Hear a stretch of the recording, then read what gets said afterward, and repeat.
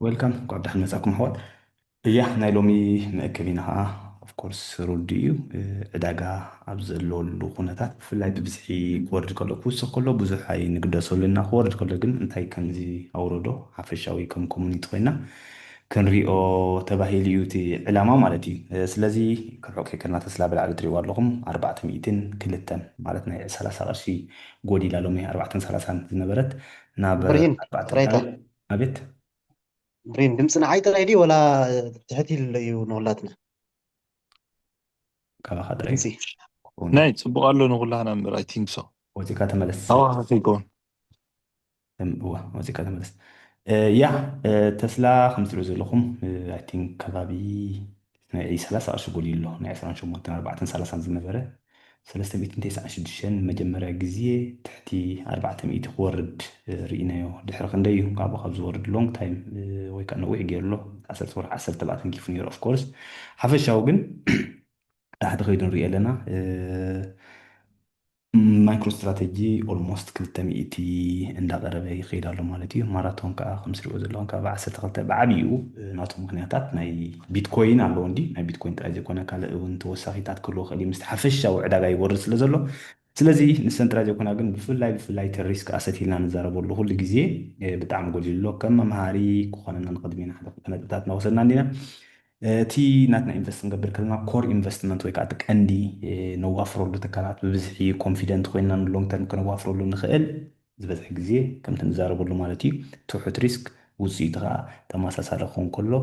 ሓጋዚ ይኸውን እዩ ምክንያቱ ዕዳጋ ኣብ ዝሓለፈ ዓመት ፅቡቅ ስለዝወሰኸ ዘለዓለም ፅቡቅ ይውስኽ ማለት ኣይኮነን ኣብ ዝሓለፈ 5 ዓመት ፅቡቅ ስለዝወሰኸ ነዚ መፅ ዘሎ 5 ዓመታት ፅቡቅ ይውስኽ ማለት ኣይኮነን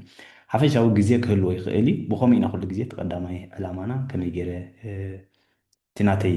ሃብቲ ወይ እቲ ናተይ ዘለኒ ገንዘብ ስዒረ ዘምፃእክዎ ፕሮቴክት ይገብሮ ብተወሳኺ 10 ሚእታዊ ዲ 50 ሚእታዊ ዲ 100% ብኸመይ ከምፅእ ይኽእል ኢና ሽዑ ድሕሪኡ ኢና ሓስብ እቲ ካልኣይ ክፋል ከዓ ኦፍኮርስ ናይ ሪስክ ኣሰት ኢልና ኩላ ክንፅውዖ ንኽእል ኢና ከምቲ ኩሉ ግዜ ንብሎ ግን ወላ 20 ሚእታዊት ካብቲ ናትና ወፍሪ ክኸውን ይኽእል እዩ ብሓፈሻ ግን ንኣብነት ኣብ በዓል ተስላ ዘዋፈረ ከምቲ ኩሉ ግዜ ንብሎ 4 ዓመት ክትሪኦ ከለካ ከባቢ ሽሕ ክንሪኦ ወልሓን ዘፀግም የብሉን ስለዚ ናይ 28 ስለዝጎደለ ናይ 18 ቅርሺ ወይ ናይ 7% ስለዝጎደለ ብዙሕ ስክፍታታት ዘለዎ ኣይኮነን እንታይ ዳ ስክፍታታት ዘለዎ ምናልባት ንኣብነት ከም በዓል ኮርዊቭ ኢልና ብዙሕ ግዜ ክንዛረብ ቀኒና ነርና ኢና ኣነ ብዙሕ ሪስክ ኣለዎ ጥራይ ዝብል ነረ ካብ መጀመርያ ባዕሊ ዘዋፍር ኩሉ ይኮነን ምክንያቱ እቲ ኤኣይ ዘሎ ንኣብነት ከም በዓል ኤንቪድያ ፅቡቅ ዝኾነ ኣታዊዕቱ ፅቡቅ ዝኾነ ማሲቲ ካስተመርስ ኣለዎ ኩሉ ብቁዕ ዝኾነ ክስታይ ኣለዎ ከም ዝረኣናዮ ማለት ዕብየቱ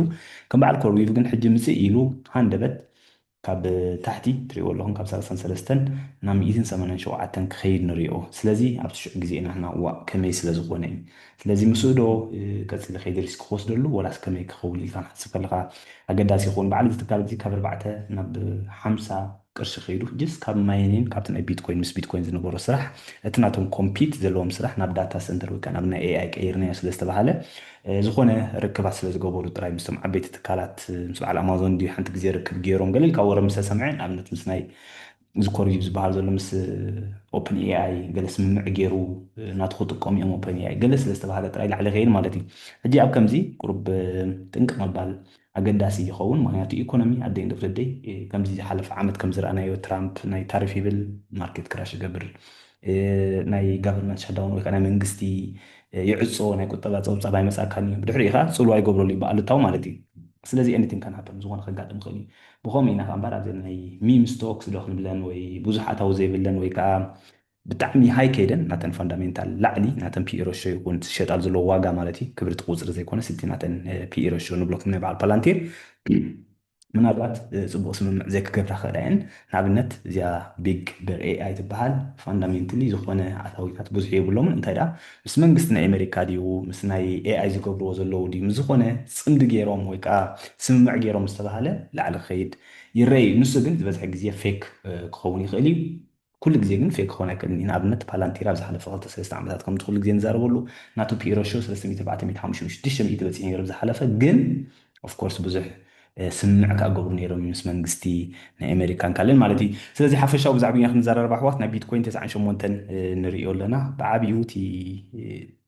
ኢቲኤፍ ክንሪኦ ከለና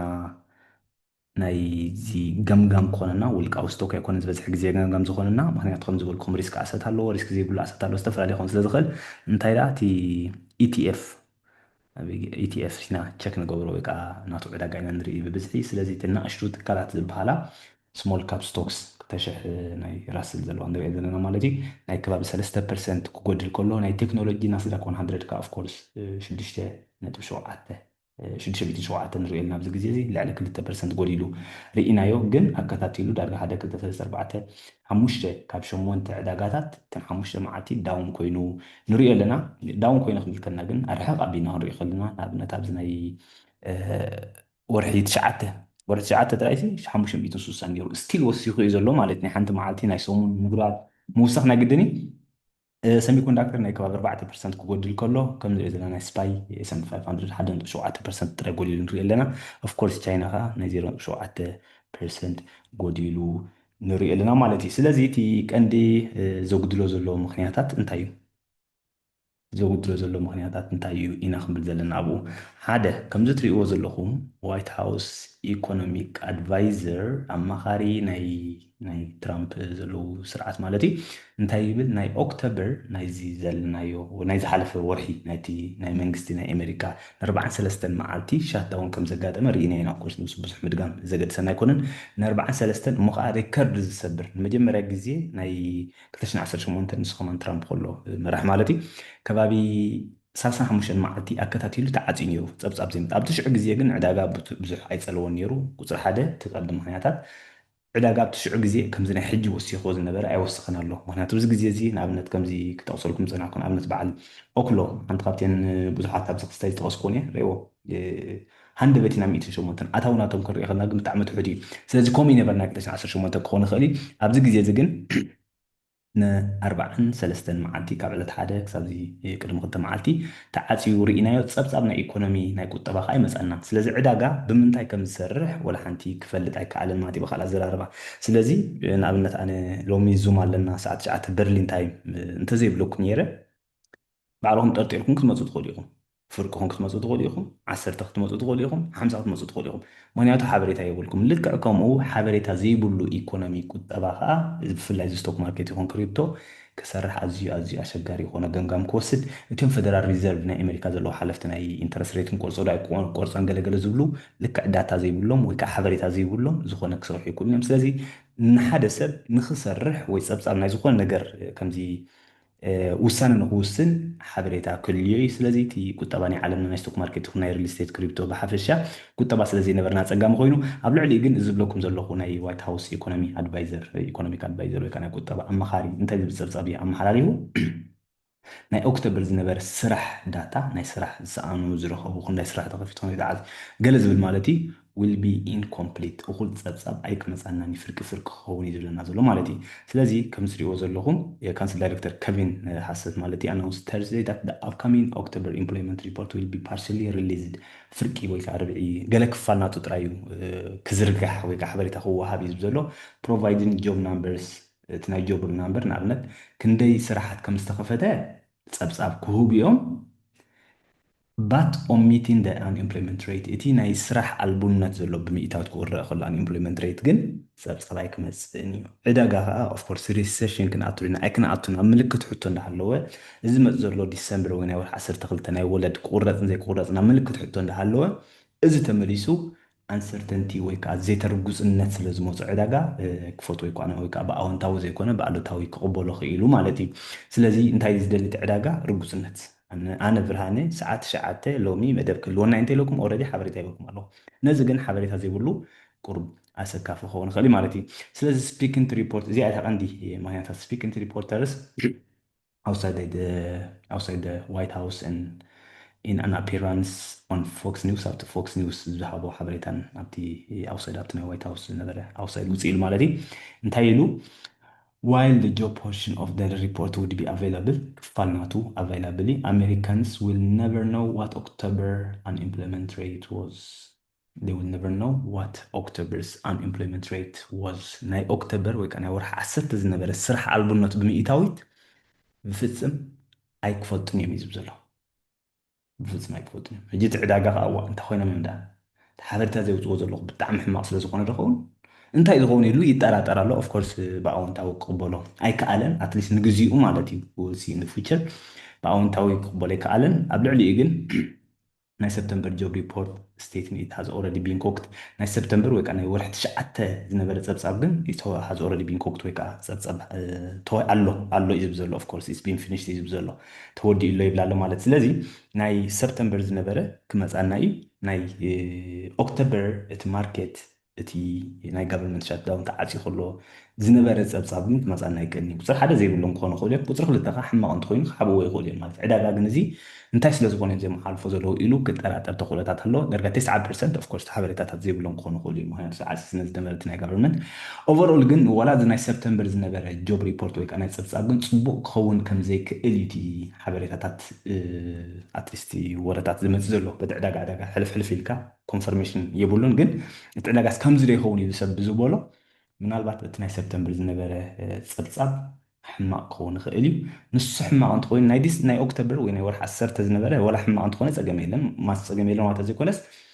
ኣትሊስት ጋቨርንመንት ሸዳውን ስለ ዝነበረ ተዓፅዩ ስለ ዝነበረ ንግዚኡ ነታ ወርሒ ጥራይ እዩ ፀገም ኣጋጢሙ ናይ ሰፕተምበር ናይ ወርሒ 9 ማለት እዩ ከምኡ እንተጋጢሙ ግን ምናልባት ነዝመት ዘለዎ 6 ወርሒ 7 ወርሒ ሕማቕ ክኾን ይኽእል እዩ ብፍላይ ምስቲ ዕዳጋታት ብዙሓት ትካላት ሰራሕተኛታት ክስጓር እየን ኢና ብናይ ኤኣይ ገይሮም ይትክኡ ብዝተፈላለየ መልክዓት ማለት እዩ ስለዚ እዚ ኣዝዩ ኣሸጋሪ ክኸውን እዩ ስለዚ እቲ ፖቴንሽል ብሪሊዝ ኔክስት ዊክ ኣብ ዝመፅ ዘሎ ሰሙን ፀብፃብ ክመሓላለፍ እዩ ዝብል ዘሎ ይኽእል እዩ ማለት እዩ ፖቴንሻል ኣለዎ እዚ ማለት ከዓ ናይ ኦክቶበር ዝነበረ ፀብፃብ ከዓ ብድሕሪኡ እዩ ክመፅእ ዝኽእል ማለት ስለዚ ኔክስት ዊክ ዝመፅ ዘሎ ሰብሳብ ናይ ሰፕተምበር ክመፃና ይኽእል ናይ ጆብ ሪፖርት እዩ እዚ ኦኬ ናይ ሲፒኣይ ናይ ኢንፍሌሽን ወላ ክፋና ክኾን ይኽእል እዩ ኦቨሮል ናይ ፅባሕ ኢንፍሌሽን ኣለና ክንርኢ ኢና እዚ ግን ናይ ዝመፅ ዘሎ ሰሙን ክመፃና እዩ ዘሎ ምናልባት ረብዑ ክኸውን ይኽእል እዩ ካብኡ ገምጋም ወሲዱ ዕዳጋ ከዓ ፕራይሲንግ ክገብሮ ተኽእሎታት ኣሎ ማለት እዩ ስለዚ federal back pay would be distributed as soon as next week ዝመፅሉ ሰሙን ከማ እትዮም ገንዘብ ከይተኸፈሉ ዝፀንሑ ናይ ፌደራል ሰራሕተኛታት ክኽፈሎም ዝኽእሉ ሓበሬታ የመሓላለፍ the incomplete nature of the October unemployment data represents an unusual situation for the economic analysts who typically rely on comprehensive monthly level statistics to assess the health of the US economy ትክፍለ ጥዕና ናይ US ኢኮኖሚ ከምትብሉ ክብለኩም ፀንሕኩ ፀብፃብ ባዕሎም ኣሰስ ንክገብሩ ገምጋም ንክወስዱ ሓበሬታ ንክህቡ ናይ ኦክቶበር ዝነበረ ፀብፃብ ኣንዩዥዋሊ ልሙድ ከም ዘይኮነ እዩ ዝሕብር ዘሎ ብፍላይ ነቶም ናይ ኢኮኖሚ ኣናላይዝ ዝገብሩ ከዓ ኣዝዩ ከሸግሮም ከም ዝኽእል እዩ ማለት እዩ ስለዚ ወላ እዚኣ ትሪእዋ ዘለኹም ተዛራቢት ናይቶም ክስታይ ናይ ትራምፕ ጉሩ ማለት እዩ so the white house says october jobs شراي قبل كان لغا بريد ኣቤት شراي قبل كان لغا مسلد عايسة يترئي لنا لها የርኢ ኣለኹ ድሓን ምናልባት ስታይ ትገብርዎ ከምዚ ሃደሞታይ يرى لنا شير አለው አለ ሸር ልብል ወፂኩም ተመለሱ የርኢ ኣለኹ በዚ ምናልባት ስለዚ ወላሳ ከም ትሪእዎ ዘለኹም ከማ ትማሊ ዝሃቦ ሓበሬታ ማለት እዩ ዋይት ሃውስ ኦክቶበር ጆብ ኢንፍሌሽን ዳታ መይነበ ሪሊዝ ዝብለና ዘሎ ቢኮዝ ኦፍ ሻትዳውን ማለት እዩ ብሰንኪቲ ናይ ሻትዳውን ወይ ከዓ ናይ መንግስቲ ተዓፅዩ ዝነበረ ናይ ኦክቶበር ጆብ ኢንፍሌሽን ዳታ ዘይክዝርጋሕ ወይ ከዓ ዘይክወሃበና ዓብዪ ተኽእሎታት ኣሎ እዩ ዝብለና ዘሎ ማለት ስለዚ ዝበዝሐ ዜናታት እምበኣር እዚ ብኣወንታዊ ክቕበሎ ይከኣለ ናይ ፅባሕ ናይ ፒፒኣይ ኢንፍሌሽን ከም ትሪእዎ ዘለኹም ፀብፃብ ክወሃበና ትፅቢት ኣለዎ ናይ ዝሓለፈ ሰፕተምበር ከም ትሪእዎ ዘለኹም ናይ ወርሒ 9 ናይ ወርሒ 10 ናይ ፒፒኣይ ወር እዚ ሶሪ ይር ኦን ይር ኣብዚ ኣሎ 2.8 ትፅቢት ይግበረሉ ኣሎ ስለዚ እዚ ናይ ኢንፍሌሽን ናይ ሰፕተምበር ክወሃበና ናይ ፅባሕ ናይ ኢንፍሌሽን እቲ ናይ ኦክቶበር ምናልባት ክወሃበና ይኽእል እዩ ከምኡ ዝብለኩም ዘለኹ ግን ናይ ፒፒኣይ ጥራይ ክወሃበና ናይ ፒፒኣይ ፕሮዲሰር ፕራይስ ኢንዴክስ ኢልና ንፅውዖ እትዮም ዕዳጋ ንግሕና ንገዝኣሎምስ ካብቶም ሓረስቶት ድዩ ካልእ ነገራት ክሸጡ ከለዉ ማለት እዩ ፕሮዲሰርስ እቶም ዘምፅኡ ዘሎ ፕሮዲስ ዝገብሩ ሰባት ክሸጡ ከለዉ ኣባና ዝበፅሐት ሲፒኣይ ወይ ከዓ ፒፒ ኢና ንብሎ ኢልና ንፅውዖ ንሱ ግን ፀብፃባይ መፃናኒ ስቲል ማለት ስለዚ ከም ትሪእዎ ዘለኹም ኣብዚ ዝመፅ ዘሎ ሰሙን ናይ ሰፕተምበር ወይ ከዓ ናይ ወርሒ 10 ተመፂና ናይ ዝመፅ ዘሎ ስን ክሳብ ሕጂ ኣይክመፃናኒ እቲ ቀንዲ ዘፍራሕና ዝነበረ ነቲ ዕዳጋ ብፍላይ ቀጥቀጥ ፅበሎ ከዓ ሓደ ካብቲ ቀንዲ ምክንያታት ሓደ ጥራይ ዘይኮነ ኦፍኮርስ ካልእ ዋላ ክመፃኩም እየ ብዓብዪ ግን ዳርጋ 50% 60% ምስኡ ዝተተሓሓዘ ምጉዳል ናይ ዕዳጋ እዩ ከም ትሪእዎ ዘለኹም ኦፍኮርስ ስፓይ ዳርጋ 2% ክጎድል ከሎ ናይ ኪውኪውኪው ከዓ 2.2% ናይ ዜና ኣሽሩ ትካላት ከዓ ኦፍኮርስ ከባቢ 3% ቁሊሉ ኦፍ ኮርስ ዓብዪ ሪስክ ንሱ ስለ ዘለዎ ማለት እዩ እሱ ከም ዝብለኩም ዘለኹ ግን ንጀመርቲ ፅቡቅ ዕድላት እንዳተፈጠረ ይኸይድ ኣሎ ምክንያቱ ከቢር ንብሎ ዝነበርና ምናልባት ንእሽተይ ክምለስ ተኽእሎታት ኣሎ ማለት እዩ ኣብዚ ናይ ፎክስ ቢዝነስ ትሪኦ ዘለኹም ካሻዳውን ዲሌይ ኦክቶበር ኢንፍሌሽን ሪፖርት ዋት ዳዝ ፌድ ዳታ ሴት ናይ ፌደራል ሪዘርቭ ዘሎ ፀብፃብ እንታይ ይህብ ኦኬ ሶ ክለቨላንድ ፌድ ዝበሃል ኣለዉ እትዮም ፍሉያት ካብቲ እቲ ኦፊሻል ዝኾነ ካብቲ ዝወሃበና ኢንፍሌሽን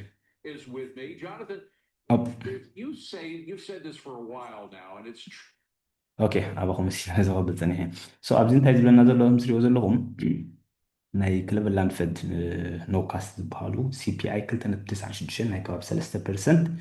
ከም ዝኸደ ካብ ዓመት ናብ ዓመት እዩ ዘለዎ እቲ ኢንፍሌሽን ይውስኽ እንተሃልዩ እዚ ፀብፃብ ናይ አንኢምፕሎይመንት ሬት ከዓ ዘይወሃበና እንተሃልዩ ናይ ስራሕ ህሳኑ ሰባት ወይ ጆብ ሪፖርት ማለት እዩ ወል ምክንያቱ እቲ ቀንዲ ኣገዳሲ ንሱ እዩ እቲ ሓደ ቀዳማይ ስራሕ ናይ ዚኦም ኢንትረስት ሬት ዝቆርፁን ዘይቆርፁን ብሓፈሻት ናይ ኢኮኖሚ ዝቆፃፀሩ ናይ ቁጠባ እንታይ እዮም ዝርዩ ኢንፍሌሽን ናበይ ገፁ ይኸይድ ኣሎ ስራሕ ዝስእኑ ሰባት ከናበይ ይኸድ ኣሎ እዚ ቀንዲ ዘገድሶም ማለት እዩ እኹል ሰብ ስራሕ ይረክብ ኣሎ ዲ እቲ ዘለና ባጤራታት ምክንያቱ ኢንቨስተርስ ኣለና የስ ስቶክ ማርኬት ዲኻ ነገራት ነዋፍር ግን ካባና ፍልይ ዝበሉ ኣብ ዕዳጋ ዘይዋፍሩ ሰባት ካለው ንዕኦም ከዓ ኣብ ግምት ምእታዎም ኣዝዩ ኣገዳሲ ይኸውን ንዕኦም ማለት እዩ ስለዚ በቲ ዝሃብዎ ምክንያታት እቲ ኦፊሻል ዝኾነ ወላ ተዘይመፀ ግን በቲ ገምጋም ተዋሂብዎ ዘሎ ምክንያቱ ኦፊሻል ዝህቡ ኤልኤስ እዮም ዝበሃሉ እዚኦም ሌበር ስታቲስቲክስ ትሪእዎም ዘለኹ ማለት እዩ ሶሪ BLS ማለት እዩ BLS Bureau of Labor Statistics እዮም ዝህቡና they are unavailable ናሎ ማለት እዩ the official CPI data from the Bureau of Labor Statistics is unavailable the Federal Reserve Bank of Cleveland has no cost bla bla ሕጂ እቲ ገምጋምናቶም ይህብለው እቲ ኦፊሻል ዝኾነ ክሳብ ሕጂ ግን ኣይተዋሃበና ስለዚ ንባዕሉ ነቲ ሓዊ እንታይ ወሲኹም ዝበሃል ነዳዲ ወሲኹም ዝበሃል ነዳዲ ወሲኹም ንሕን ሕጂ ማለት እዩ ስለዚ እቲ ናይ ኦክቶበር ፀብፃብ ኣይመፃናን ኣብ ልዕሊኡ እንተሪእና እቲ ናይ ከምዚ ኩሉ ፀብፃብ ከምኮኑ እንተኮይኑ ሪሴሽን ከጋጥም ከዓ ተኽእሎታት ኣለዎ ዝብል ገምጋም ዕዳጋ ሂቦ ነው ይእስ ሪሴሽን 2026 ከዓ ኦፍኮርስ 40% ሃይከይዱ ናይ 2% ወሲኹ ኣብ ውሽጢ ሓደ መዓልቲ ማለት ናይ ሰሙን እንተሪእና ኦፍኮርስ ድሓኒ ዘሎ ዳርጋ 0% ናይ ሓደ መዓልቲ ግን 2% ክውስኽ ክኢሉ ብሰንኪ ናይ ዝሮ መዓልቲ ዝተዋሃበ ፀብፃባትን ካልእ ነገራትን ማለት እዩ ስለዚ እዚ ገለ ካብቲ ቀንዲ ምክንያታት ዘጉደሎ እዩ ናይ ኤኣይ ምክንያታት ቃለና ክንመፅ ኢና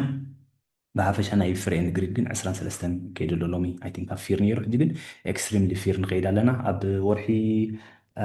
ክንደይ ነይሩ ናይ ትራምፕ ክራሽ ዝገበረሉ ዕዳጋ ከም ዝትሪእዎ ዘለኹም ናይ ወርሒ 4 ዝነበረ 170 ነራ እዚኣ IWM ኣብዚ ግዜ እዚ 230 ኣላ ክንደይ ፐርሰንት እያ ወሲኻ ባይዘወ ብዙሕ ወሲኻ ዘላ ስቲል ዳርጋ ብድሕሪኡ ዝኸፍአ ዝወረደሉስ ሕጂ ክንብሎ ንኽእልና እዚ ሰሙን እዚ ምክንያቱ ናይ ዊክሊ ቻርት ወላ ተሪእናስ ክልተ ሰሙን ኣከታቲሉ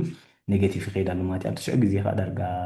6-7-8 ሰሙናት ዝኸውን ኔጌቲቭ ክኸይድ ርኢና ነርና ወይ ከዓ ኣሉታዊ ስለዚ እዚ እቲ ቤዚክ መሰረታዊ ናይ ፍሪ ኤንድ ግሪድ ዝብለኩም ዘለኹ ናይ ጆብ ሪፖርት ንኩሉ ፅልዋ ዝገብረሉ ባይዘው ንኩሉ ፅልዋ ዝገብረሉ ሓደ ካብቲ ቀንዲ ዝፅሎ እዚ ናይ ፌደራል ሪዘርቭ ናይ ፌድ ኢንተረስት ሬት ዝቆርፅሉ ኣብዚ ግዜ 3.75 እዩ ዘሎ 3.75 ማለት እዩ ቤዚስ ፖይንት ዝበሃል 3.75 ክሳብ 4% ማለት እዩ 50-50 እዩ ዘሎ ትሪእዎ ኣለኹም 52-48 ኣሎ ቅድሚ መቢሉ ሪኦ ዝበዝሕ ነይሩ ስለዚ 50-50 ክኸውን ብጣዕሚ ዘሰክፍ እዩ ምክንያቱ ቅድሚ ወርሒ 95% ኢንተረስት ሬት ኣብ ወርሒ 12 ቁረፅ እዩ ዝብለና ነይሩ ወርሒ 10 ሶሪ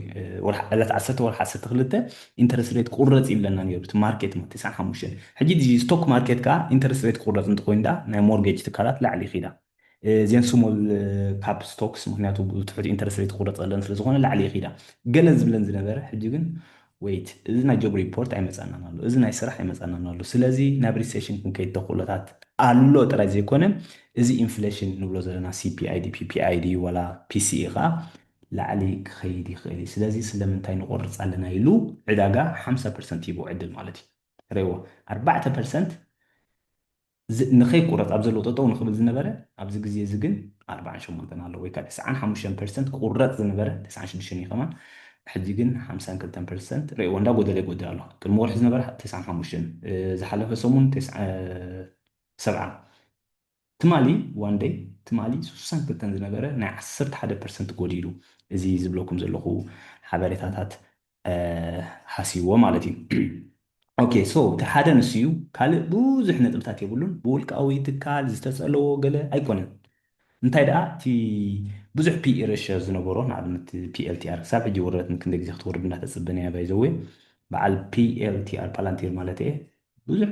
ፒኢ ሬሽዮ ይሸጥ ኢልናዮ ረይዎ ካብ 207 ናብ 170 ወሪዱ ይብሎኒ እዚ ባይዘዌ ኢቨን ሚኢት እንተዝበፅሕ ነይሩ ወሪዱ ይብሎኒ ምክንያቱ ልዕሊ 200% ይወሲኹ ዘሎ ስቲል ኣብ ውሽጢ ሓደ ዓመት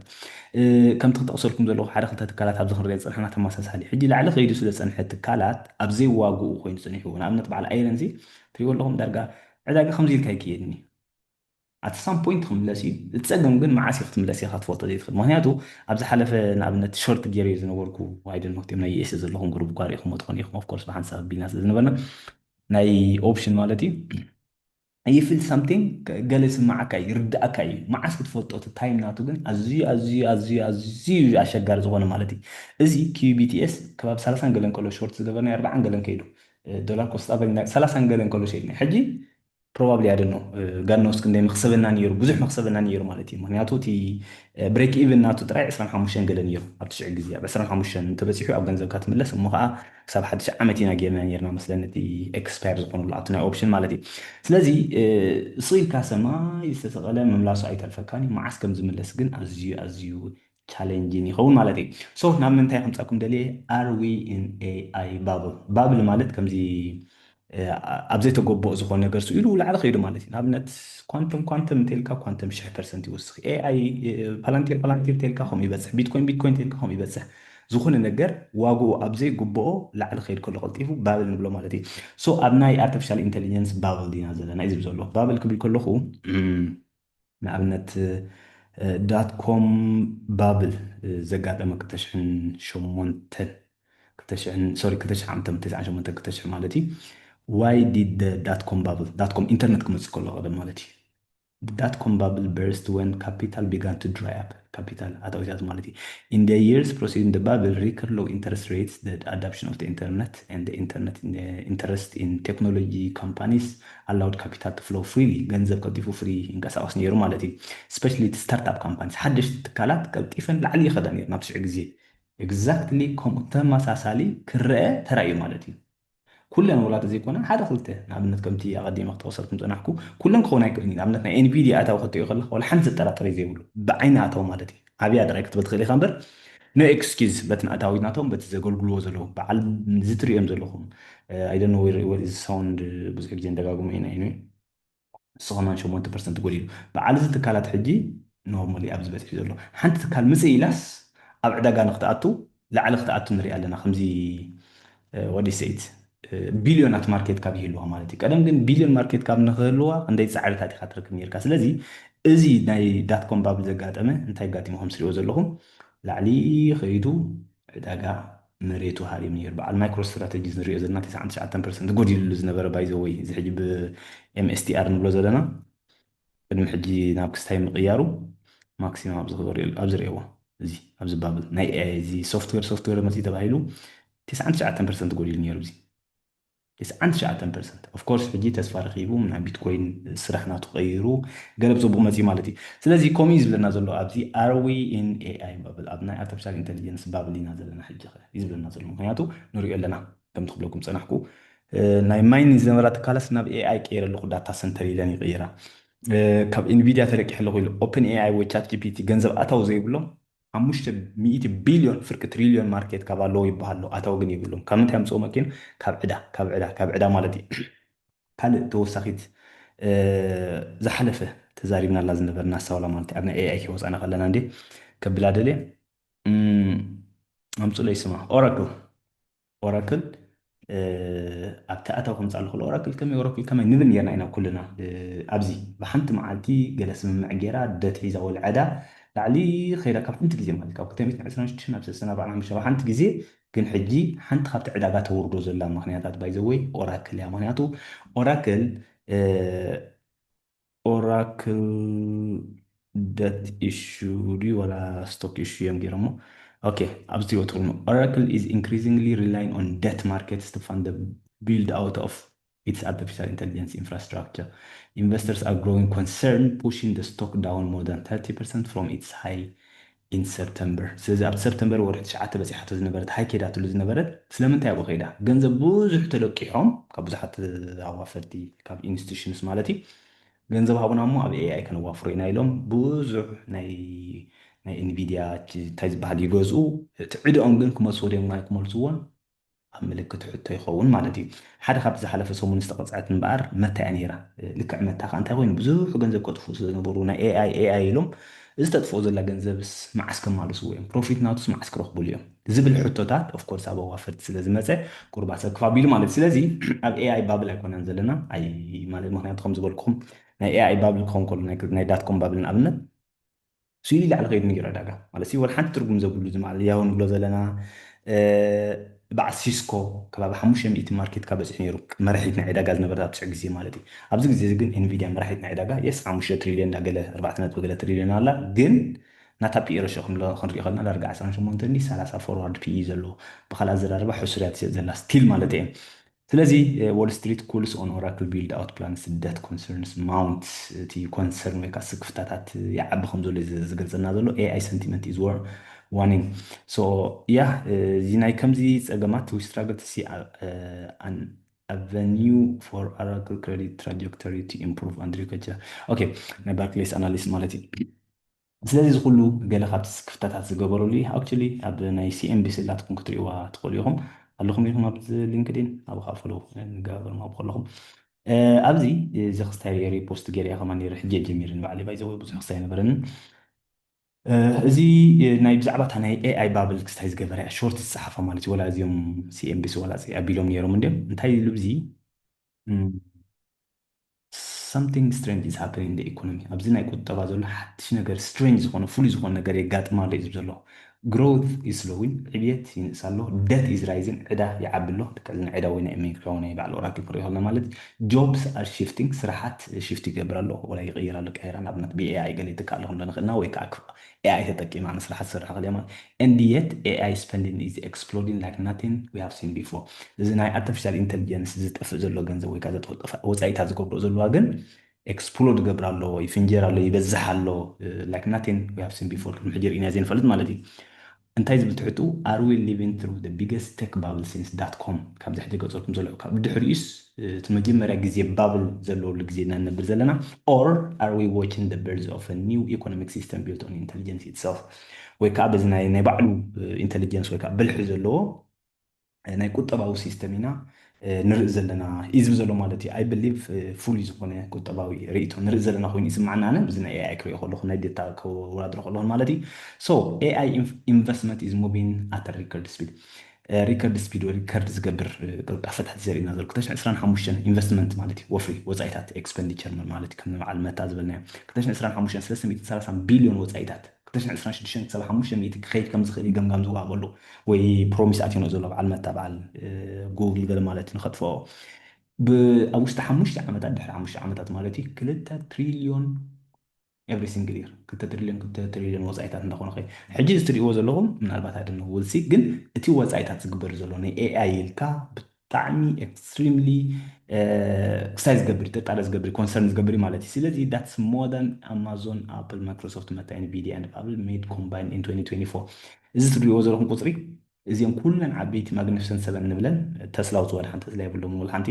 በዓል ኣማዞን ዘእትውዎ በዓል ማይክሮሶፍት ዘእትውዎ ገንዘብ ቀሊል ኣይኮነን ናይ ኩለን ተደሚሩ ዘእተውዎ ገንዘብስ ክንድኡ ከመ ናይ ከውን ዝብለና ዘሎ ማለት እዩ ሶ ኤቭሪ ሜጀር ሴክተር ቢግ ቴክ ፋይናንስ ጋቨርንመንት ማኑፋክቸሪንግ ኢዝ ፖሪንግ ኢን ማኒ ኩለን ከዓ ገንዘብ ኣብኡ የብል ኣለዋ ማለት እዩ ሶ ኢት ፊልስ ላይክ the dot-com era all over again except this time the giants are already profitable ተንትካላት ፕሮፊት ኣላ መክሰበን ዘሎ እምበርቲ ኩነታት ከምኡ የምስል እዩ ዘሎ ማለት እዩ ብዘብል የብሉን but here is what most people miss ዝበዝሑ ዝኽስሩ ዘይርእዎ ዘሎ ግን እዚ AI spending isn't just growth it's popping up the economy ነቲ ኢኮኖሚ ብሓፈሻ እንታይ ዝብለና ዘሎ እቲ ኢኮኖሚ ናይ ኣሜሪካን ኤአይ ንሰተሓሓዘ እዩ ስለዚ ኤአይ ክሰርሕ ተዘይክኢሉ ኣሜሪካ ከማሓገርካ ቁጠባ ዜሮ ክኸይድ ተኽእሎታት ኣሎ ምክንያቱ ዳርጋ ብዙሒ ኣታዊታት ኣብዚ ግዜ ናቶምስ ብኤአይ ዝመፀ እዩ ናይ ኤንቪድያ በልዎ ናይ ተስላ በልዎ ናይ ገለ በልዎ ናይ ኩለን ዓበይቲ ትካላት ይኹኑ ወላ ኣታዊታቶም ኢቨን በዓል ዋልማርት ናብ ኤአይ ተጠቂሞም ብኸመይ ደረጃ ከነመሓላልፎ ንኽእል እዮም ዝብል ዘሎ ኢቨን ናይ ሪል ስቴት ናይ ካል ነገራትን ምስ ቴክኖሎጂ ናይ ብሎክቼን ኣፀጋጊዕካ ከይድ ከም ዝኽእል ኣብ ዝመፅሉ ዓመታት ኢቨን እዚ ናይ ባጤራታት ንጥቀሙ ዘለና ከም በዓል ዶላር ገለ ቴክኖሎጂ ናይ በዓል ቢትኮይን ናይ ካል ነገራት ሒዝካ ናይ ከብቶ ማለት እዩ ክኸይድ ይኽእል ስለዚ እቲ ዓለምና ይቕየር ከም ዘሎ ዘርእየና ዘሎ the gap between those who own AI and those replaced by it's growing fast Yeah, it's replace government a lot to come to but make no mistake, a real AI is changing how we think, work and build. Okay, نحسبولو نسرحلو نريقلو نهانسلو كله يغير every month the tools get faster, sharper, more capable. نفس شو كفور حقا بزح لوقتات نرانا نخيلنا كلهم 3 عامات زنبرنيان حجز لنا ينببينيو يكون ريقلنا مالتي. So maybe this is not a bubble at all ይብለና ኣሎ I think I recommend you ኣብ ዩቲዩብ ወላ ርአያ ነይረ ናይ CNBC ክትሪእዋ ትኽእሉ ኢኹም of course እቲ ሰብሳብነቱ ዝህቦ ሓፈሻዊ እንታይ ዝብል ዘሎ እቲ ናይ AI ባብል ኣብ ከመይ ደረጃ ኣሎ ኣብ ናይ AI ድና ዘለና in reality ወላስ ኣብ ከመይና ዘለና እዩ ዝብልና ዘሎ ያ ናይ ክሪፕቶ እንተሪእና ኣሕዋት I think ንእሽተይ ኢደ ክምለስ ድና ክንብሎ ኣይደኖ ኣብ ውሽጢ 11 ሰዓት ናይ 0.1% ክወስኽ ርኢና ቢትኮይን ዳርጋ 99 ገፁ ዝፀጋግዓ ኣሎ ኢተረም ግን 3,000 ገለን ወሪዱ ንሪኦ ኣለና 3,200 ማለት እዩ ስለዚ ብሰንኪናቱ ኸ ኦፍኮርስ ገለ ካብቲአን ናይ ክሪፕቶ ትካላት ብፍላይ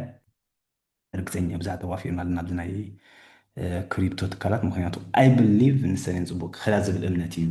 ዘለኒ ስቲል ከምኡ ከዓ ነርኒ ኣብዚ ዝሓለፈ ዋርሒ ማለት እዩ እንተኾነ ግን ፅቡቅ ክኸዳ ኣይተረኣያ ነይረን ቢኤምኤንኣር ዳርጋ 8% ጎዲላ ንሪኣ ኣለና ትማሊ እኳ ይጎደለት ነይራ ምስለኒ ትሕቲ 40 ከይዳ ማለት እዩ ብካልእ ኣዘራርባ ማይክሮ ስትራቴጂ ኦልሞስት 200 ቀሪባ which is really bad ምክንያቱ I believed until now ከባቢ 400 ክትበፅሕ ትኽእል 400 ዝብል እምነት እዩ ነርኒ but it's becoming extremely difficult ምክንያቱ ኣብዚ ናይ ዓመት ማለት እየ መጻኢኩም ክንዛረብ ዘለኹ ክሳብ ዕለት 1 ወይ ክሳብ 31 ዲሰምበር ናይ 2022 ዝብል ሾርት ተርም ያ ስለዚ 210 ንሪኢ ኣለና ኣብቲ ናቲ ታርጌት ንክትበፅሕ 400 የድልያይ ዳብል ማለት እዩ 100% ፕሮፊት ገድልያይ ዝኸውን ዘሎ ኦቨርኦል ግን ያ ናይ ቢትኮይን ላዕሊ ምኻድ ኣዝዩ ከገድሳ እዩ ንሱ ጥራይ ዘይኮነ ግን እዚ ናይ ዕዳጋና ዘሎ ኣረኣእያ ናትና ሰንቲመንት ክቅየር ክኽእል ኣለዎ ቀልጢፉ ወይ ከዓ ትራምፕ መፅኡ ቁሩብ ኣጀኹ ዕዳጋ ክብለሎም ማለት ስለዚ ሰንቲመንት ምናልባት ከም ዘለኩም ፀንሑ ቢትኮይን 140 ወይ ማይክሮ ስትራቴጂ 440 ወይ ከዓ ማይክሮ ስትራቴጂ 400 ክትበፅሕ ተኮይና ኦፍኮርስ እዚ ኣትሊስት ኣብ ግሪድ ገፁ ክበፅሕ እዩ ብዙሓት ገዛእቲ ክረክብ ዕዳጋ ማለት እየ ኩሉ ግን ኣብ ሰንቲመንት እዩ ዝምርኮስ ብፍላይ በዓል ማይክሮ ስትራቴጂ ከም ንፈልጦ ሃይ ሪስክ ሃይ ሪዋርድ ዝኾነ ስቶክስ ስለዚ ብፍላይ ኦፕሽን ዘለና ቁሩብ ኣሰክፍ የብሊ ኣብዚ ግዜ ሎንግ ተርም ኢንቨስት ንገብር ግን ዶላር ኮስት አቨሬጅ እንዳገበና እንተኸልና ዝፅላእ ኣይኮነን ኮይንቤዝ 280 ንሪኢ ኣለና ሰርክል 83 ጎዲሉ አይ ቲንክ ተሓቱ ነርኩም ሰርክል ከማን ብዙሕ ጠለብ ይረክብ ኣሎ አይ ብሊቭ እቲ ናቱ ወላ ባይ ዘወፅሕ ይፈልኩም ነይረ 300 ከሎ ኣብ ናይ ትዊተር ወይ 100 ክንሪኣ ኢና ወይ ከዓ ገሌለ ነይረ ኦፍኮርስ ኣብኡ በፂሓ ንሪኣ ኣለና ከምኡ ተዝብሎ ነይሩ በዓል ማይክሮ ስትራቴጂ ክንደይ ፅቡቅ ነይሩ ማለት ስለዚ ሰርክል ፅቡቅ ክስታይ ዘለዎ እቲ ስተብል ኮይን ገለሎ ዝነበራ ምስ ኢተረም ዝተተሓዘ ማለት እዩ ያ ፎር ናው ግን ከም ንሪኦ ዘለና ምስ ዕዳጋ እዩ ክኸይድ ኢስኖት ኢቨን ናይ ሓንቲ ትካል ፀገም ወይ ገለ ይኮን እንታይ ዳቲ ማይክሮ ኢኮኖሚ የና ዝሓለፈ ተንኪፍናዮ ዝነበርና ናቱ ፀገማት እዩ ሮቢን ሁድ 120 ወሪዳ ኣላ ማራቶን ናይ 10% ጎዲላ ትማሊ 6% ጎዲላ ቅድሚ 6% ጎዲላ ኣቲንክ ትማሊ ዳርጋ 3% ጎዲላ ማለት ስለዚ ካብ 100 ካብ 23 ናብ 12 ስለዚ ማራቶን ከዓ ሓንቲ ካብቲአን ኣነ ዳሓን ዝብለን ንነዊሕ ዓመታት ባይዘወይ ብፍላይ ንሾርት ተርም ብጣዕሚ ዝጥቀመላ ትካል እንተሃልያ ማራቶን እያ ነይራ ክሳብ ዝቐርበ እዋን ማራቶንን ተስላን ማለት እዩ ስለዚ ኣይ ብሊቭ ማለት ካብዚ ንታሕቲ ክንደይ ናይ መክትወር ዲስ ወላ 10 ትብፅሕ እሞ ግን ዕስራታት ክትበፅሕ ናይ ግድን ይኸውን ማለት እዩ ኦንሊ ኢሹ ትፀገም እንታይ እዩ ዓይነት ትመርፅ ማይክሮ ስትራቴጂ ትመርፅ ካብዚ ካብዚ ማራቶን ትመርፅ ምክንያቱ ኩሉ ዳርጋ ተመሳሳሊ ዓይነት ቫልዩ ዘለዎ እዩ እዚ በዓል ራዮት ሲኤልኤስኬ ገለገለ ከዓ ኣለና ኦፍኮርስ ተወሳኺ ብዓብዪ ግን ኣብ ማራቶንን ኣብ ማይክሮ ስትራቴጂን ኮይን ቤዝ እናተወኪርና ኢና ዝበዝሕ ንዛረብ ሮቢንሁድ ከዓ ኦፍኮርስ ምስ ስቶክ ዝተሓዘ ማለት እዩ ኦቨረል ግን ኩሉ ዳርጋ ደኖ ኮይን ቤዝ ርግፀኛ ይኮንኩን ሮቢንሁድ ርግፀኛ ይኮንኩን በዓል ማራቶን ፕላስ ማይክሮ ስትራቴጂን ቢኤምኤንኣር ግን ኣይ ስቲል ብሊቭ ስቲል ይኣምን ሆፕፉሊ ከም ዝበልኩም ግን ኢት ቴክስ ኦንሊ 1 ዊክ ትሪኦ ትኽእሉ ኢኹም ባብል ክኸውን ይኽእል እዩ ትሪኦ ኣለኹም ኣብዚ ማለት ናይ ቢኤምኤንኣር እዩ ንኣብነት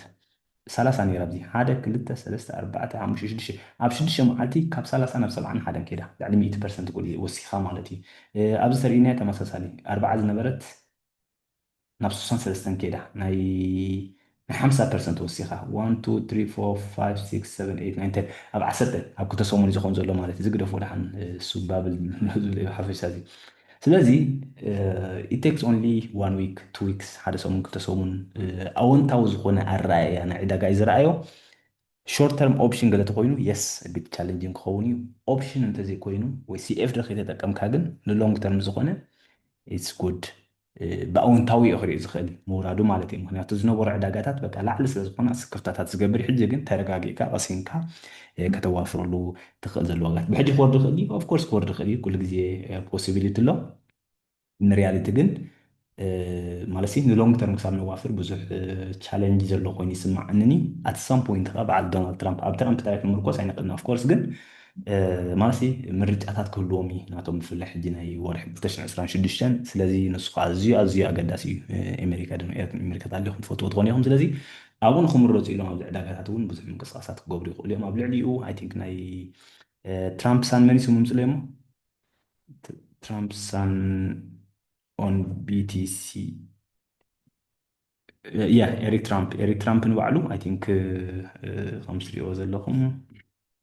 3 سبتمبر مالتي prediction from Donald Trump سان እዚ ትሪእዎ ዘለኹም ወዱ ማለት ኒ ትራምፕ ንባዕሉ ቢትኮይን will break 1 million is ብዘሎ ኣደና ውሽጢ 10 ዓመት ኢሉ ዓመት ይኳ have no idea Eric Trump will surpass 1 million and Q4 of this year will be unbelievable yes ብዙሕ ግዜ ተዛሪቡ እዛ Q4 ማለት ናይ ወርሒ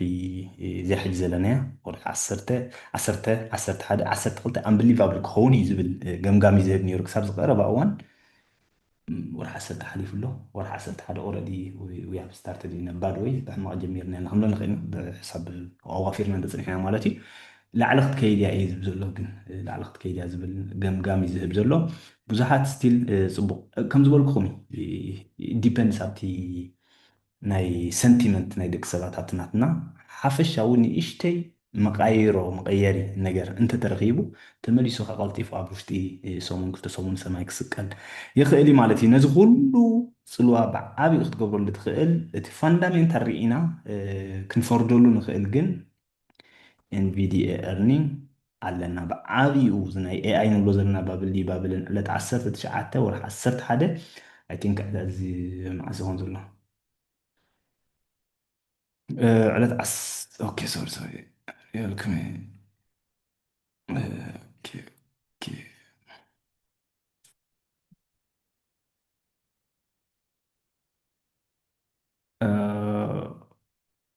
ربع خونل ربع خونال اوكي نيكست وينسداي مجو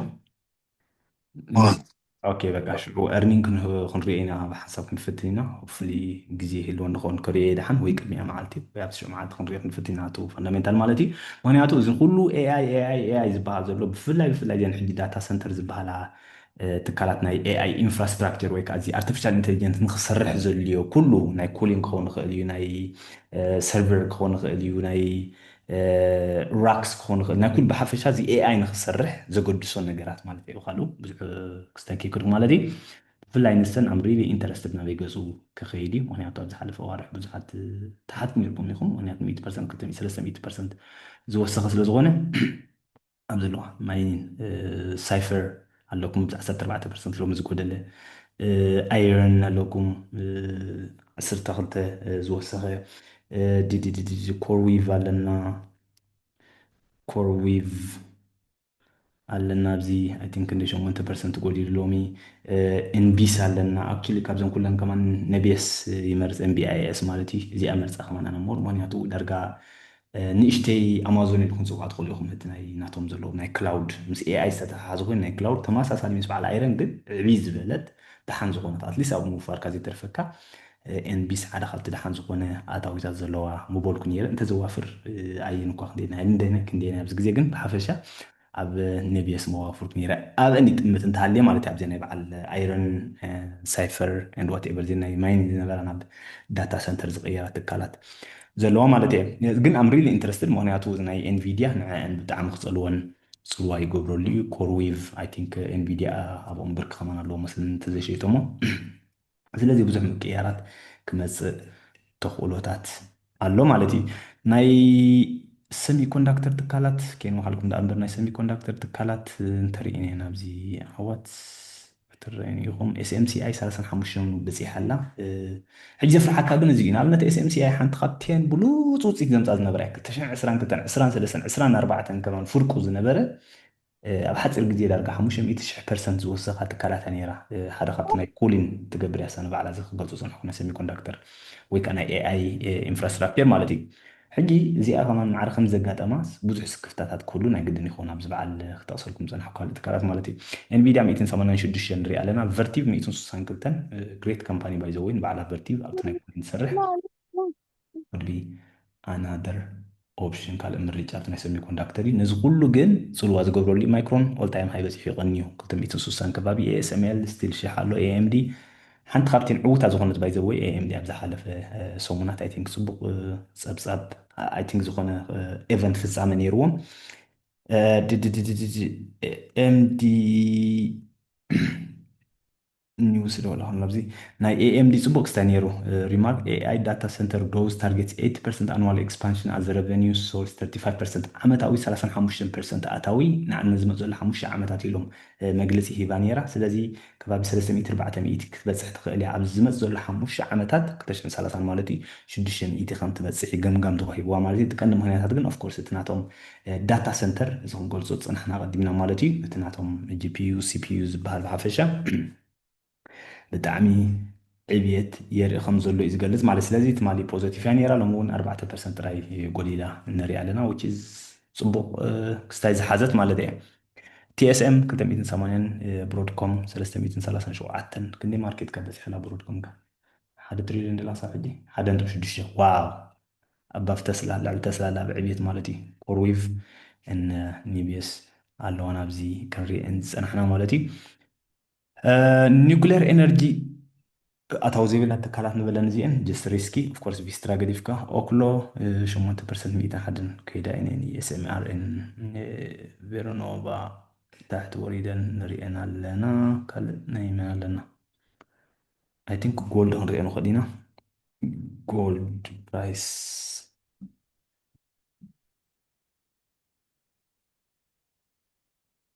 ኦኬ و1% ጎዲሉ ሎሚ ጎልድ ንባዕሉ ሲልቨር ከዓ ኦፍኮርስ 2% ጎዲሉ ንሪኢ ኣለና ቲኤል ከዓ ክስታይ ይኮን ኣሎ ማለት እዩ ያ ጎዲሉ ስለዚ ክስታይ ከዓ ወሲኹ ኣሎ ማለት እዩ ያ ኦፍኮርስ ምክንያቱ እዚ ቦንድ ወይ ከዓ ኢንተረስት ሬት ኢልና ንፅውዖ ክውስኽ ትፅቢት ትግበረሉ ኣብዚ የስ እሱ ወሲኹ ስለ ዘሎ በንፃሩ ይኸይድ እዚ ናይ ቲኤልቲ ኢልና ንፅውዖ ዘለና ኦፍኮርስ ሚኢቲ ከባቢ በፂሓ ዝነበረት 9 በፂሓ ዝነበረት ሕጂ ንእሽተይ ንታሕቲ ገዛ ምንቅስቃሳት ገይራ ማለት ስለዚ ብዙሕ ምንቅስቃሳት ኣብ ዕዳጋ ንርኢ ኣለና እቲ ቀንዲ ምክንያታት ግን ከምቲ ኣብ መጀመርያ ዝገለፅኩልኩም ናይ ኢኮኖሚ ፀብፃብ ናይ ኢንተረስት ሬት ናይ ጆብ ሪፖርት ንክወሃበና ዝግብኦ ኣይወሃበናን ስለ ዘሎ እዩ ማለት እዩ ስለዚ ኣብ ልዕሊኡ ናይ ግራብ እዩ ዘለኒ ብርኪ ኣይ ቲንክ ናይ ባዕተ ስለ ኣጋጣሚ ፅቡቅ ሸይጥ እያ መስለኒ ኣቐድሞ ኣቢለ ዝሓለፈ ሰሙናት ናይ ከምኡ ክብለኩም ዝኸሰርክዎ ኣሎ ዝኸሰርክዎ ግን ኣሎ ኣብዚ ናይ ትሬድ ኢለ ንሾርት ታይም ኢና ክሳይ ዝገበርኩ ሰብ ዘይተወድን ኤክስፓየር ኣይኮነ ዳ እምበር ስለዚ ናይ ግራብካ ኦፍኮርስ 3.8 ጥራይ እዩ ዘሎ ስለዚ ዕዳጋ ክወርድ ከሎ ኩሉ እዩ ዝፅሎ ግራብ ሕጂ ኦፍኮርስ ኢስ ኖት ዩኤስ ካምፓኒ ናይ ሳውዝ ኢስት ኣፍሪካ ሳውዝ ኢስት ኤሽያ እዩ ዝኸውን ዘሎ 4% ጎዲኑ ንሪኦ ኣለና ግን ሓንቲ ካብቲአን ፅቡቅ ክሳይ ዝሓዛ ንበልኳ ነይረ ምክንያቱ ካብ 6 ናብዚኣ ምክንያቱ ዝኩሉ እናተፀፍዐ ከሎ ዝኩሉ እናወረደ ድሓን እያ ማለት ፅቡቅ ክትወርድ ትፅቢት ትገብረሉ ምክንያቱ ብዝሓለፈ ብጣዕሚ እዩ ዝወርድ ነይሩ ግን ፅቡቅ ዝኾነ ተስፋታት ስለ ዘለዎ ነዝመፅ ዘሎ ኣዋርሕ ብዙሕ ንኔጌቲቭ ክኸይድ ኣይረኣናና ኣለና ገለ ከምቲ በዓል ኦክሎ ኣታዊ የብለን ገለመለ ንብለን ትካላት ከዓ ኣይኮነትን ኦፍኮርስ ብዙሕ ኣታዊ ዘለዋ እያ ስለዚ ያ ኢፍ ወዘ ዩኤስ ካምፓኒ ዩኤስ ካምፓኒ ተትኾን ፕሮባብሊ እዚ ዋጋ 15 ምርኣን እዩ ነርና ምናልባት ናይቲ ኤሽያ ምዃና ፅልዋ ክህልዎ ይኽእል እዩ ኦቨርል ግን ሎንግ ተርም ሃቭ ኖ ዳውት ጥርጣሪ የብለይ 2027 10 ክንሪኣ ንኽእል ኢና ዝብል ግምታት ዘለኒ ቃለ ማለት እዩ ያ ሜሮን ዋት ዱ ዩ ቲንክ ማራ ሾርት ተርም ኦኬ ሾርት ተርም ኢስ ኤክስትሪምሊ ዲፊካልት I actually shorted it. I will be transparent with you guys. Short ገይረ ብዝሓለፈ short ዘይኮነ sorry long ማለት እዩ long option ገዚእየሉ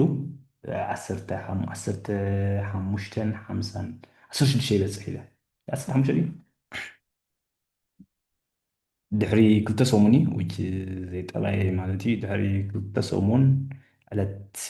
21 ኖቨምበር ድሕሪ 1 ሰሙን ኤክስፓየር ዝኸውን ኢለ ክንደይ የቢል ዘሎ 21 ኖቨምበር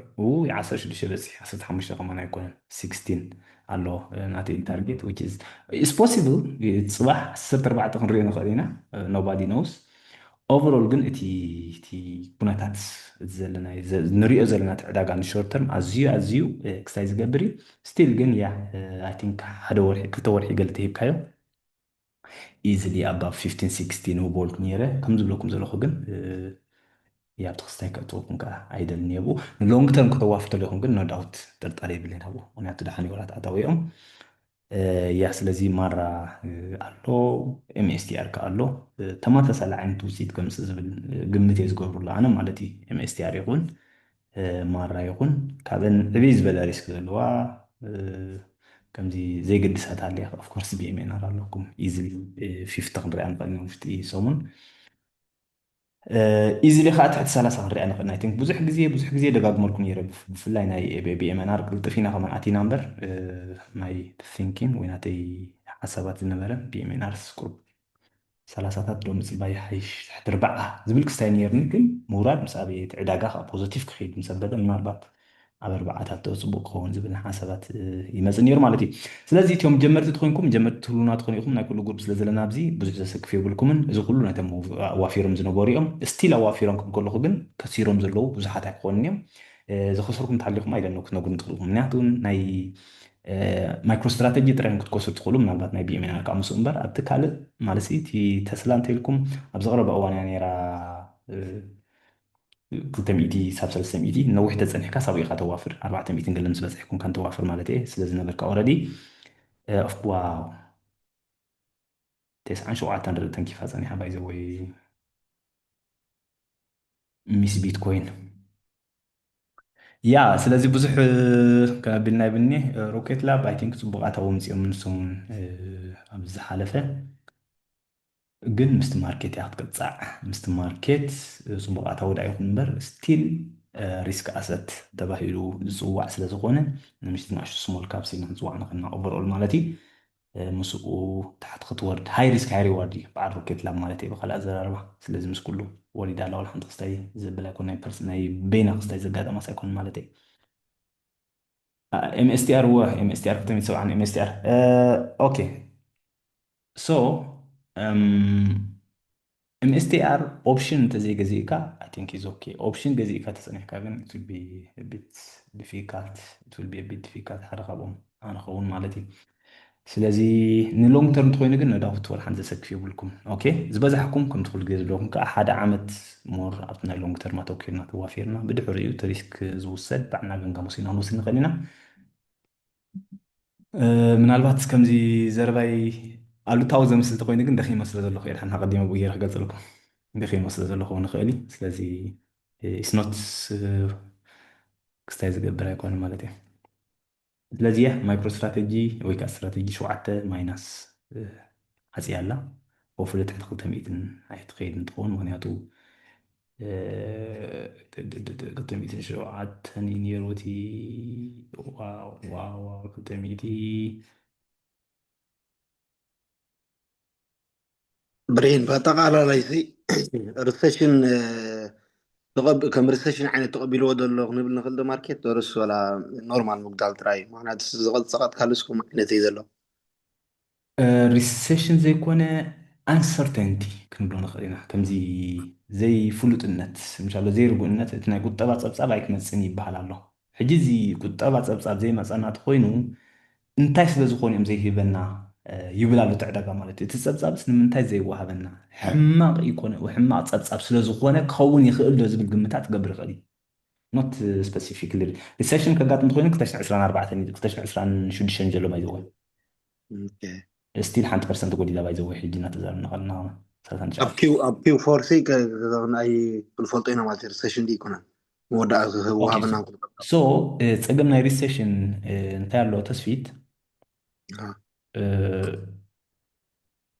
ريسيشن سكون ريسيشن كوين زبحت اوريدي ستو ليت يا أقدموا أي نجار كان ريسيشن حجي نابلتنا يجلس حلف سلسلة ورحي سلسلة كوارتر نيجاتيف انت زمزنيرو هاي تزمزلو سلسلة ورحة نيجاتيف انت كوين ويكال تاو تمزين دي ريسيشن زبال سلسلة تعدى حفشة تنبتز جوبر مالتي كم ذا أرسنال ده سعر يونايتد زبليهم it's not official 4% chance ريسيشن كنرئ نغينا يبلالو انت ذكر كاغن أبز حلف وارح كمان ناكتش عسران حموشتن كمز برسنتج رئينا نيرنا حكينا هو يا زكريا رب زراير مبانينا هو نعمنا تابز الرؤية 4% عد النيرو ورح غندا ايزي اكتوبر كتشن اسران حموشن اوكي اسران شدشن لا تبزلها سوري يس ريسيشن سوري سيشن اسران حموشن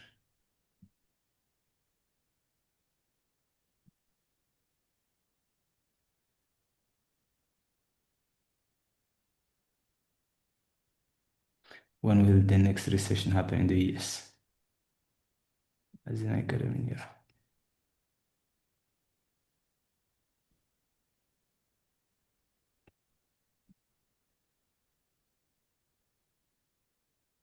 كتشن اسران حموشن اي كقات من الحموشة برسنت يعني سيبولو تريلا يا يا أبزا حلفة جن 60% chance نيرو هم هي مالتي اهم شيء مايو يا ابريل ماي ابزنا تعريف قال خقاتم كله እዚ ታሪፍ ክሃስዮ እዩ ገለ ተባሂሉ ማለት ሕጂ ከዓ እዚ ኔጌቲቭ ሂቦ ዘሎ ምናልባት እዚ ናይ ሻት ዳውን ክኸውን ይኽእል እዩ ኦቨርኦል ኣነ ክሪኦ ከለኹ ሪሴሽን የጋጥም ኣየጋጥም እዚ መፅ ዘሎ ናይ ሳንታ ክሎዝ ራሊ ዝበሃል ምሻሎ ናይ ወርሒ 12 ስኢሉ ዝኸይደሉ ዕዳጋ ፅቡቅ ዓይነት ኣሽብያ ዳስ ግሬት ዳስ ፖሲቢሊቲ ንሱ ፖሲብል ኣለና ሪሴሽን መፂን ዘይመፅኡን ድሕርና ኢና ክንፈልጦ ዕዳጋ ግን እወ ጥርጣረታት ገይሩ ኣሎ اوكي سيركل ضغط بل ولا كوين زي كوين بيز I would say Coinbase high risk high reward تلقى ግን circle if it makes sense اوكي ثانك يو شبرنا او more comfortable كون دليخا كوين بيز مبولكو يا هاي ريسك هاي ريوارد اب كتورحي 100% كتوصل تخيل و 5% كتقودل تخال قمت يا سيركل يكون اوكي نفرتي شبرنا اوكي تثبيت okay can we go deep in MSTR now deep I would say so انا بقولكو yes but it depends what you mean by deep yeah it depends አጥናት ካ ሪስክ ቶለራንስ ኣብ ግምት ምእታው overall ግን ኣብ ቢትኮይን ተኣምንቲ ኮይንካ absolutely no doubt ከምዚ ንብሎ ዘለና ከምዚ ናይ ትራምፕ ሓው ዲወዱ ድዩ እንታይ ዝኮን ዘሎ what is it yeah ከምቲ እሱ ዝበሎ እንተኮይኑ የለን ኣብሶር ድምሲስ ያለ ማለት እዩ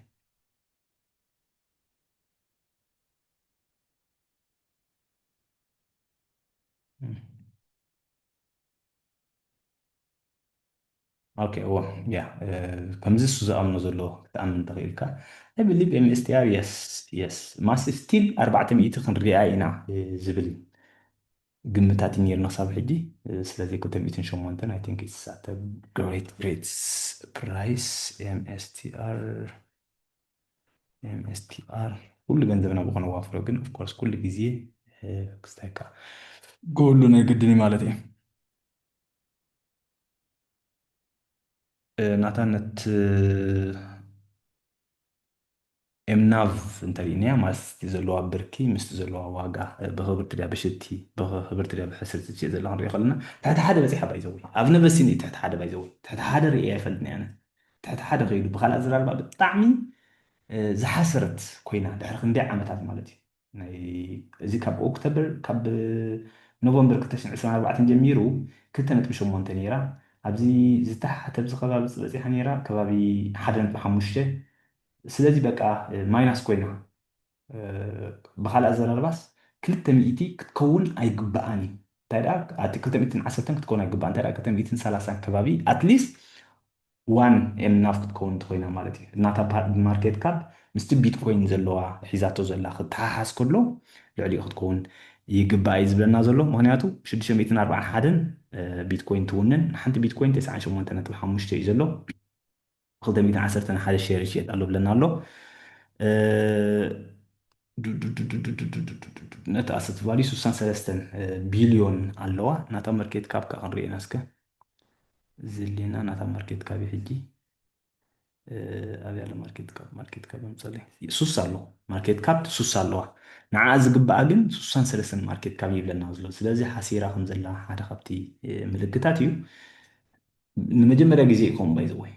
ብካልእ ኣዘራርባስ ቢትኮይን ክንዱኡ እንዳወረደት ከላ ቢትኮይን እዚኣ ማይክሮ ስትራቴጂ ብከምዚ ጎዲላ ኣይትፈልጥን እያ ዝብለና ዘሎ እቲ ፋንዳሜንታል ናታ ማለት እዩ ፈንዳሜንታል ካብ ክሕሱ ይክእልኒ ሰውያ ካብዚ ቢትኮይን ኣይትወርድን እያ ዝብል እምነት ዘለዎ እንተሃልዩ ሽድቢ ዲብ ክትኮን ኣለካ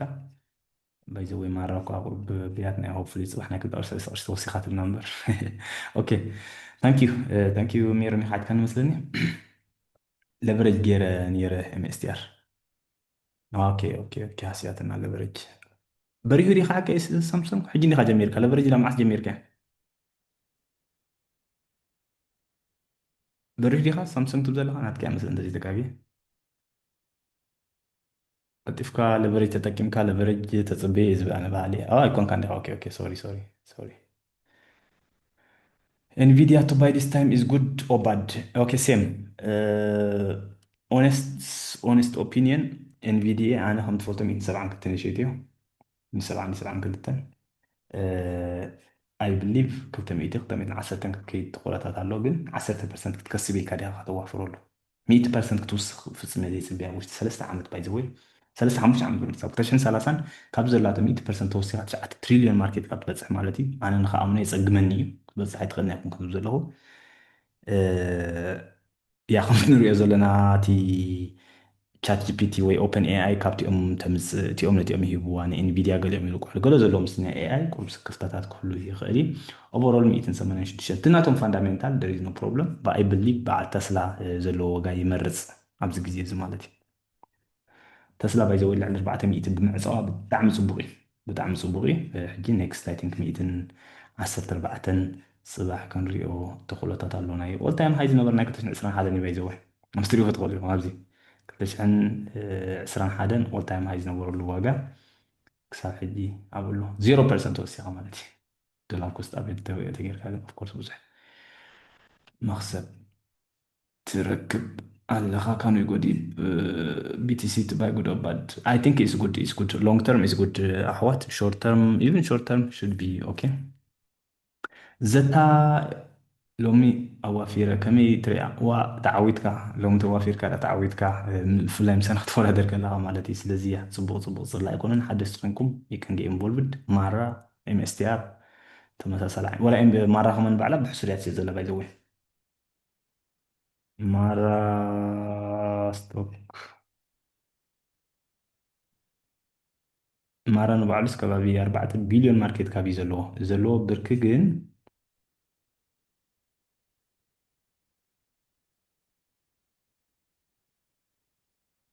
كان رأي خلينا نازي what is the mining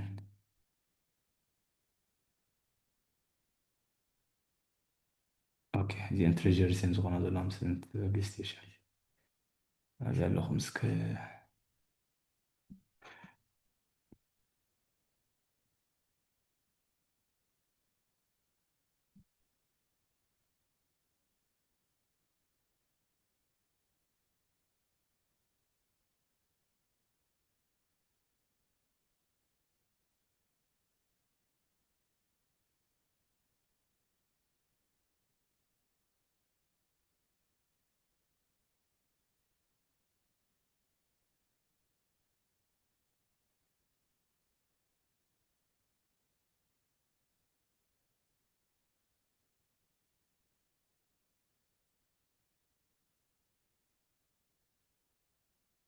تايمز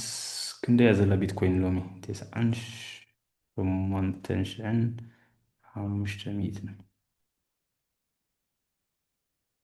ሓሙሽተ ትሪልዮን ክትበፅሕ ይግባእ ማርኬት ካብ በዚ ቢትኮይን ዘለዋ ጥረት ናይ ካልእ መግደፎ 5 ትሪልዮን ማርኬት ካብ ክትበፅሕ ይግባእ ምክንያቱ ዜሮ ብዝለና ኣብዚ 100,000 ኣለና ኣብዚ ቢልዮን 5.2 ቢልዮን ማርኬት ካብ ክህልዋ ይግብኦ ዋላ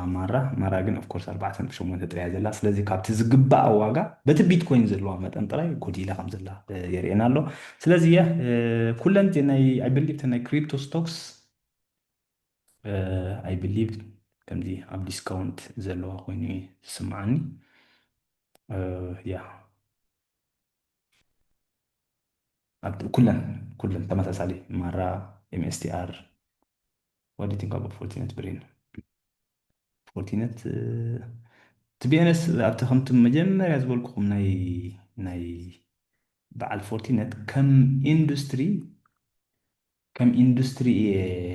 ሞር ዝኣምነለን ኣይ ቲንክ ኣይጎደለትን ባይዘው ኢሎም ስለዚ ዝግባኣ ጎዲላ ላይ እዮም ዝብልዋ ዘለው ስሎ ሙቨር እያ ቀስ ኢላ ክትከይድ ትኽእል ትካልያ ብዝሓለፈ ኦፍኮርስ ብዙሕ ከይዳ ኦቨሮል ግን እቲ ዝመፅ ዘሎ ኣዋርሕ ወይ ዓመታት ደንበሎ ወርሒ እኳ ክውዕደና እዩ ዝመፅ ዘሎ ዓመታት እዚ ሳይበር ሴኩሪቲ ፅቡቅ ስታይ ክኸይድ ዝብል እምነቲ ዘለኒ ፋንዳሜንታል እኳ ይረኽቦን ክሪያ እንዳበልኩ ኦቨሮል ግን እዚ ዓውዲ ፅቡቅ ክኸይድ ሆፕፉሊ ንበዓል ክራውድ ስትራይክ ከርትርክበን ተስፋ ይገብር ፓውሎ ኣልቶ እዚአን ማለት 3% ጎል 5% ጎዲላ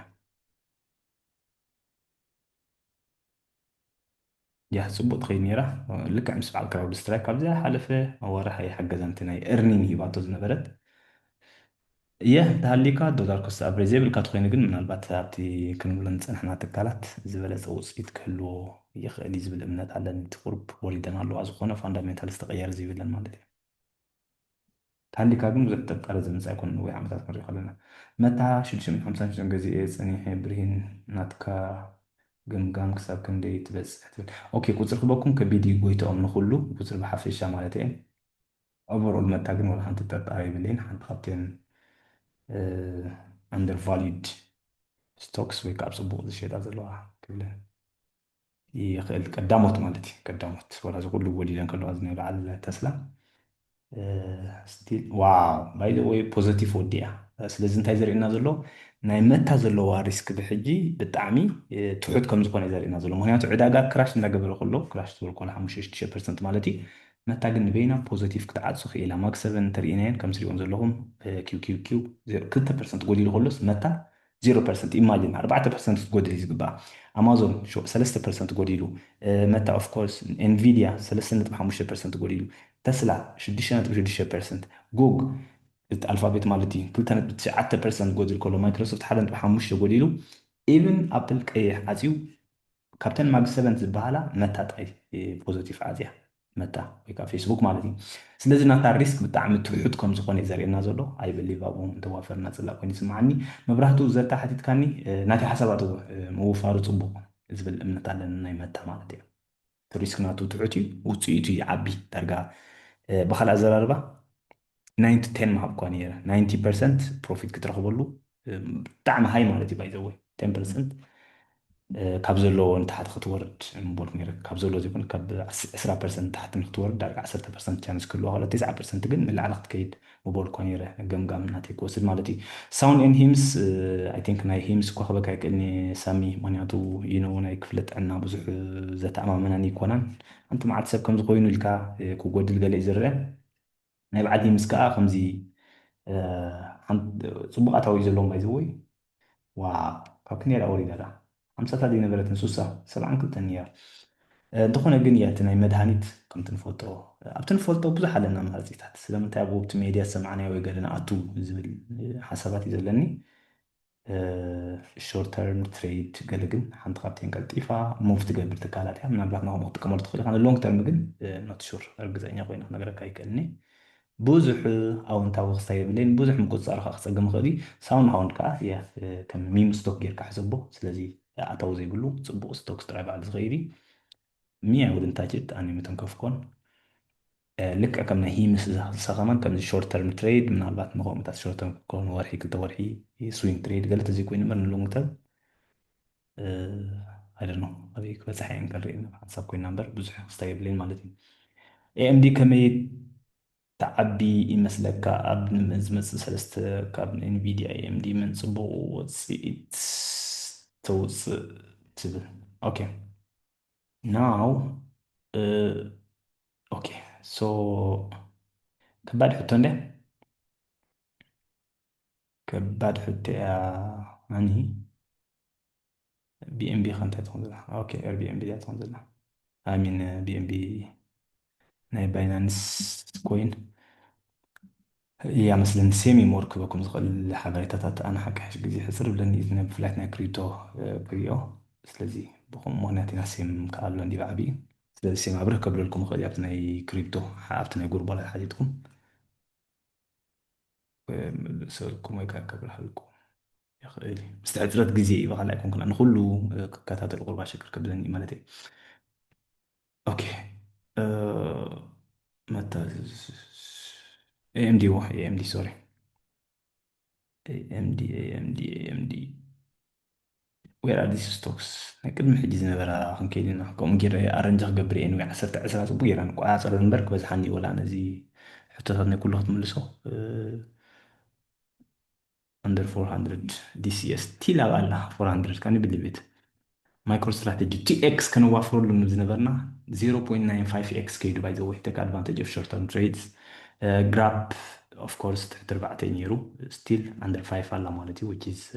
good still under 6 كمان دولار كوست افريج نقبروا نخلنا سنو فليك اي ثينك 104 زنبرت كنت انا 4 ناس اسنا 4 لا قدفوا لا لا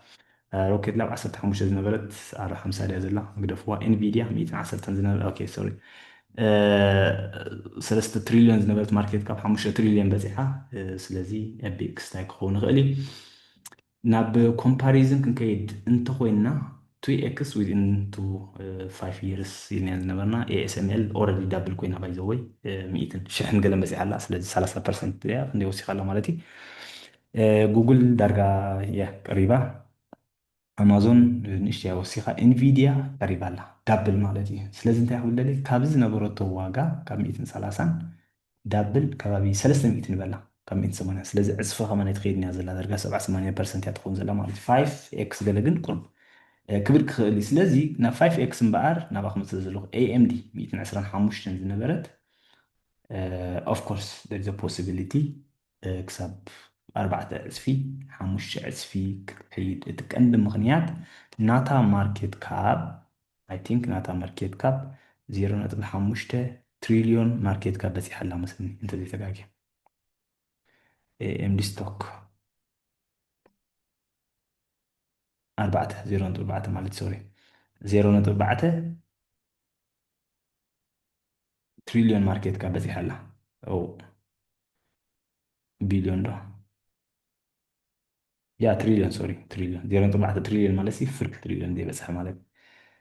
400 بليون 400 بليون الله سلازي 4 تريليون كتبت 10 عزف حجي كم انفيديا اتاو بقاله كم زي لو مزلو 35%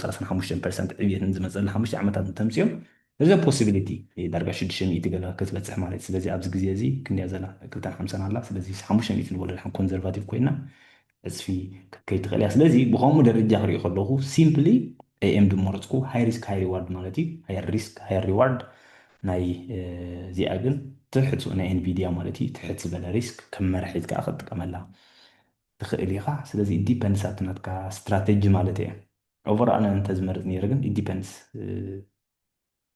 انفيديا أقول تحت زبالة ريسك اللي أجل كم سلست عزف بعد عزف خمس عزف كيد أزي أشجاري زخون باي ذا واي فورتينيت يا ورب هاسينا 19 نبرت ستيل 8 قالن الله سنو فليكس بو كيدا مثلا كارت شركتي 2 اكس 5 اكس زبلنا مالتي اوف كورس سوفاي روبين هود كتب زبلنا زبينا انا 10 اكس زبلنا انكا ماكرو ستراتيجي ام بلي باب قدام يتمليسا روكيت لا كنت اسران شوعات من نبرت 50 قلن الله مالتي سلازي عداقا كنقلي تناي انفيديا اخاحتي كان ميركا سلازي ابتي ابيز بلا ريسك ترى اللي حبناي اكستريم بولكنيرا مالتي حبناي اي ام دم بولكنيرا يديبندس اب تكالا زلكا ريسك دي يكون نابنا 8% اب ناسداك 100 زلو تن 10% كان من البات اي ام دم بولكنيرا مالتي نصرت تخينا نو نو مش تكالا ترايز زلو تاس بنير كاغن من البات انفيديا ممكن نيرو سلازي ديبندس ابتي ناتكا استراتيجي بالانتير اي ثينك بالانتير از اكسبنسيف ستيل شورت تيرم تريد انتزير ليها ستيل اكسبنسيف كل جزء بأي زعكم أنا اسمه جزء أكو هذا نيري يبل أدفايس كب كله ويريكومند كب كله ويحصلات كب كله مالتي so I wouldn't touch it still كم أقول لك اللي جزء تجاجي I could be wrong I don't know جاجا خالي أنا بناي أي موافق كل نيره simply بي إيرو شو سلسلة ميتلو forward بي easy ناي تريدينج 400 دولار لتين 500 كمان كيكون إن ريالي تكون خلنا مالتي سرس ناتي جمجم الساعة متى من الشركة هي مس ام دي what do you think about BNB Airbnb I mean Airbnb BNB زي أنا باينانس يساوي مثلني I don't know I cannot give you تناي ناتكم كم حنسي مكبوكم دو أستي what do you think about Fortinet ماليزيا دي متى كميت أبي حدش يومه أبي توافر كي حيش أوكي هلا خليها BMN أبي حيش ولا مرة يما BMN أبو مرة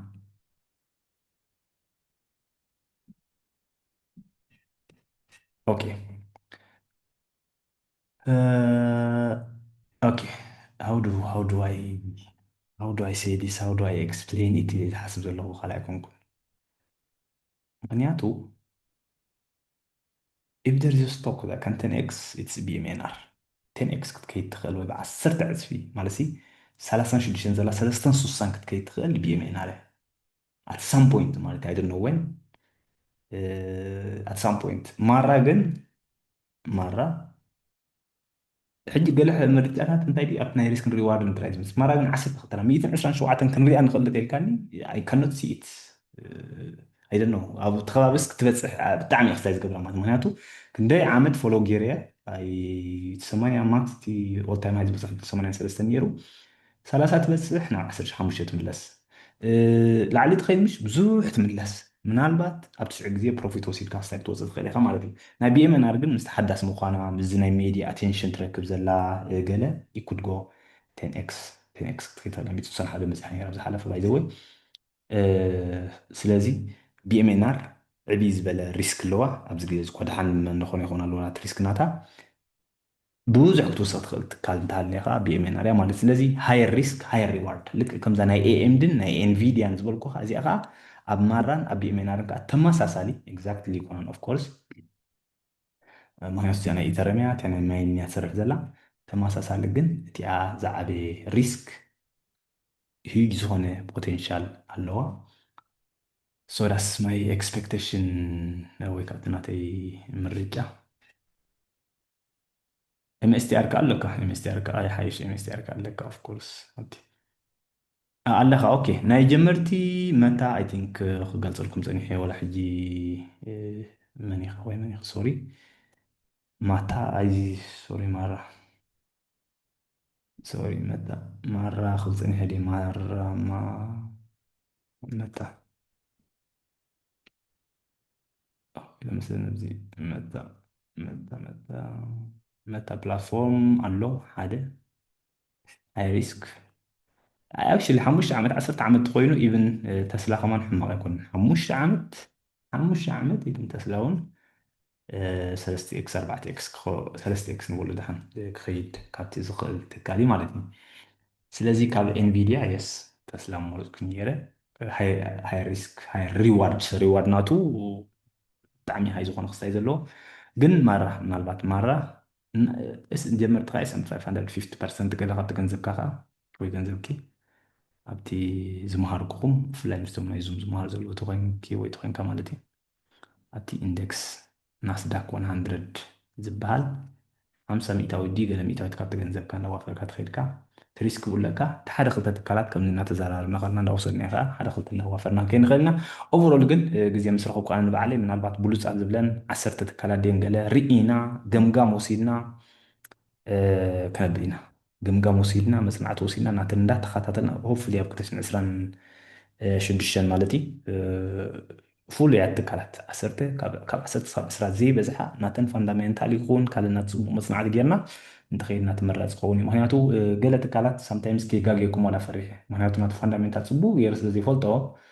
قربا شجر كبلني يغالي مهنياتو نابنت ناي من يوم تحتن زنيكم ناي ساوند حديتكم I know it's ميم كوين جن تي فاينانشال ناتو وش تأتي زرا هو تكالا يكون سلزي كي قاقي يكون كقرب سك في بلاكم تات مالتي ስለዚ ንፈልጠን ኢልና ንሕዘን ፅቡቓት መሪፀ ክንሪኦ ክንፍትን ኢና ማለት እዩ يأخذنا هون حوالي 30 ساعة فرقان يأخذنا هون يخندق بين بز ساعات فادسن فرقان كوين لبز خمان مثلا تبي لبريد برين يس أنت حتى روح عاد برهاني اوكي وصل Okay. Quick question. بتاع مصبوق أبتكي زي فرحي بمصغى صبوق دقين كنا. صبوق احنا تصبنا يخوص مزناي government shutdown open كويلنا خوص تصبيني رانا بغزاسي.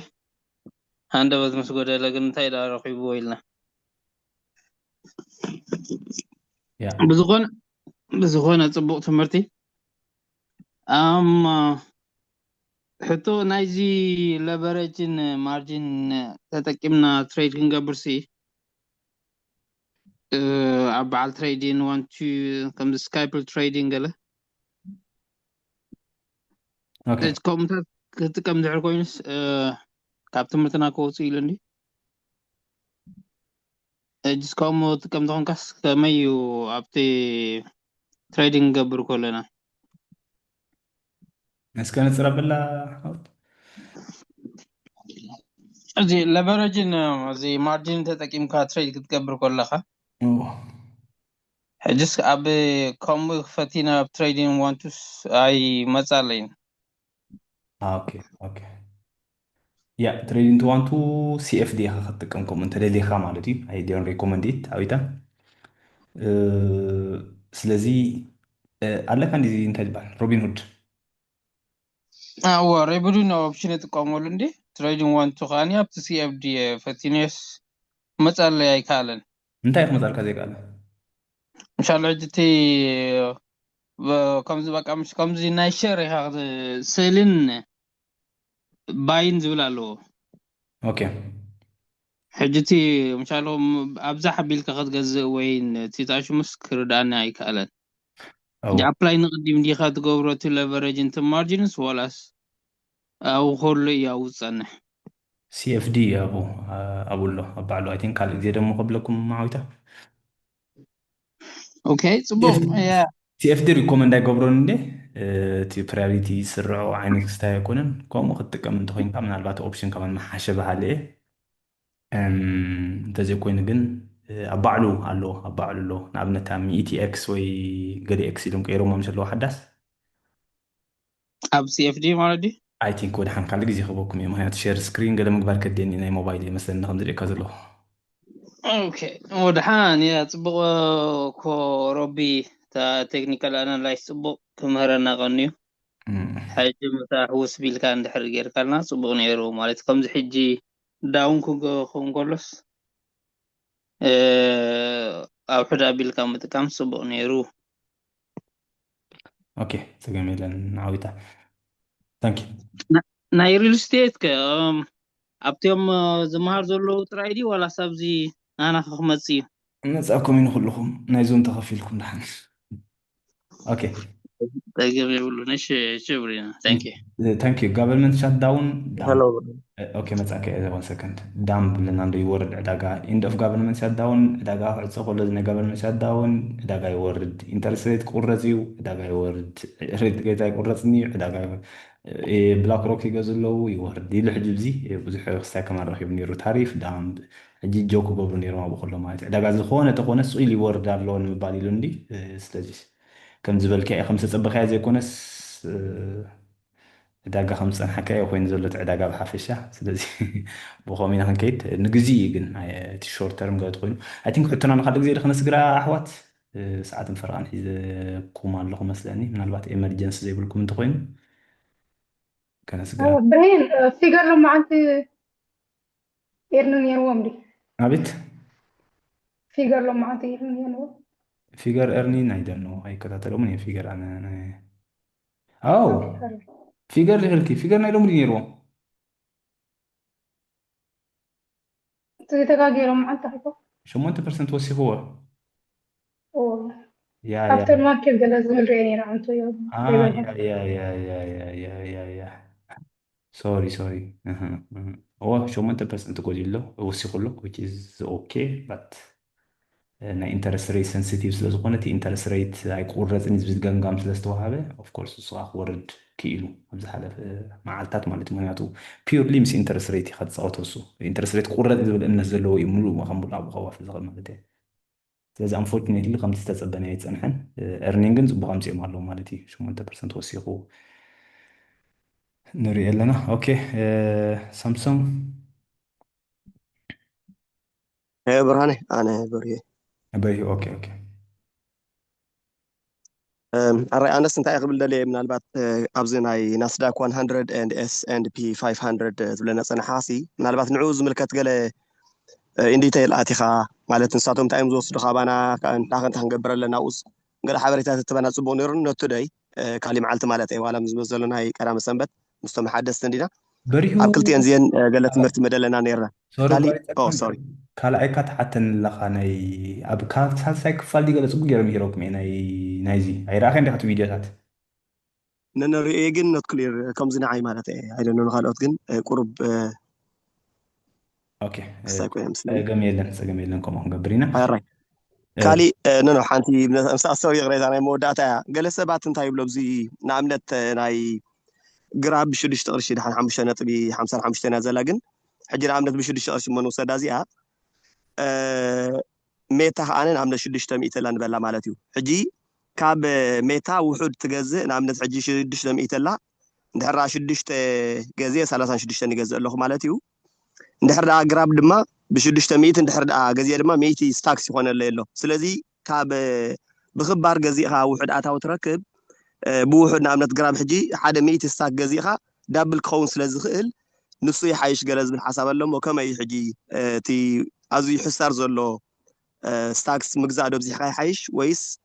نعملت بعلمية خباري زلو نعوم نعم ميتي شح يبكى بطعمي ولا وحدك تجزء تدخل هاني ميتا مالته أبزي حجي كم يتريو ديس ولا حنتي ናይ ቁፅሩ ወላ ስፕሊት ገብሩ ክእሉ እዮም ኣብ ዝኾነ ግዜ ስፕሊት ወላ ተማሂርኩም ማለት ናይ አንዩዥዋል ሲትዌሽንስ ስቶክ ማርኬት ዘይልሙድ ፍፃመታት ኢለ ብዛዕባ ስፕሊት ምሂሮኩም እየ ስፕሊት ክገብሮ ክእሉ እዮም መታ 600 ስለ ዘለዎ 600 ይቁፅሩ ማለት ኣይኮነን ስለዚ 101 መቂሎም ወይ 101 ማለት እዩ 6 ቅርሺ ክገብሮ ክእሉ እዮም እቲ ማርኬት ከዓንቲ ናቶም ኣውትስታንዲንግ ሼርስ ከብዝሕዎ ክእሉ እዮም ስለዚ ቁፅሪ ኢዳዝ ሚን ኤኒቲንግ ወላ ሓንቲ ትርጉም ይብሉን 600 500 30 ገለ ዝብል ኢትስ ኖት አ ቢግ ዲል ንእሽተይ ፅልዋ ክህልዎ ክእሊ ኣብ ኦፕሽን ገለ ምስ በፅሕካ ምናልባት ክምህረኩም ክእሊ